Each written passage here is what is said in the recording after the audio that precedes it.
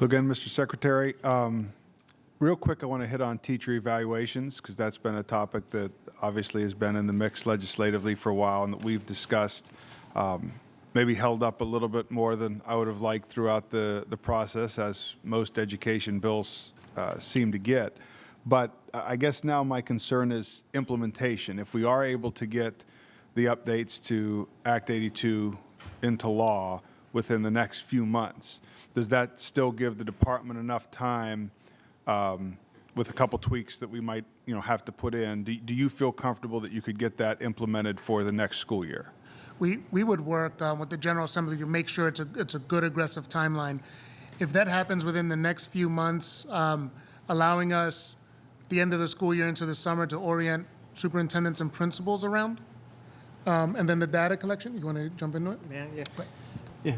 Thanks for letting me jump in. So I've had the privilege of working closely with individuals and General Assembly to support or give feedback. So in this area, there are some regulatory requirements that then have to follow that would probably take us at this point into the start of the 21-22 school year. So I think we wouldn't be able to go live this fall. However, if we were to get legislation passed and have a runway that would allow for the regulatory activities that have to happen, then there are certain things that need to be published in regulations to operationalize what's in the statute. So we'd be looking at 21. Well, we're going to still push. I still want to see this get done. Anything that we can do legislatively, to make sure we can at least start getting it in place this year, or for the next year, we'll try to do. But yeah, I'm sure we've already, walked around that circle for a little while now. On one more thing on cyber charters, as we move forward, there's 14 cyber charters currently authorized. Am I?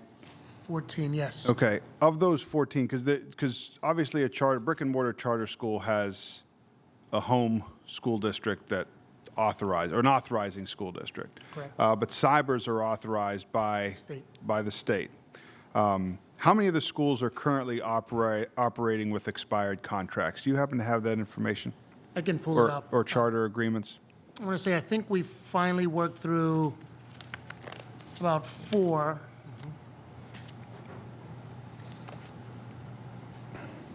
If you don't mind, I'll forward that to you. I didn't bring the sheet of obviously you guys know what you're working on. I mean, how many are we caught up? Are we close to being caught up? Are the ones that are not authorized? I guess my point is, we do have discretion. If we're authorizing the charters for these schools, I assume that we feel they are meeting the expectations of the department. The ones we authorize, we're very confident they're meeting the expectations, or they have a plan in place to meet those expectations. All right, so you feel comfortable having the authority as the authorizer. We don't need to go find an independent third party. You feel like you've got a handle on it? Well, we actually have been having conversations around, not necessarily for ultimate authorization, but there's a lot more work that can go into authorizing that we don't have the capacity to engage in. So for example, the four cyber charters that we've worked with over the course of the past few years was extremely work intensive. I mean, we like to go on and provide site visits and look at their curriculum, look at governance, look at their financial accounting, and so we put in a lot of time and effort. Part of what we've been discussing at our level is to do that due diligence.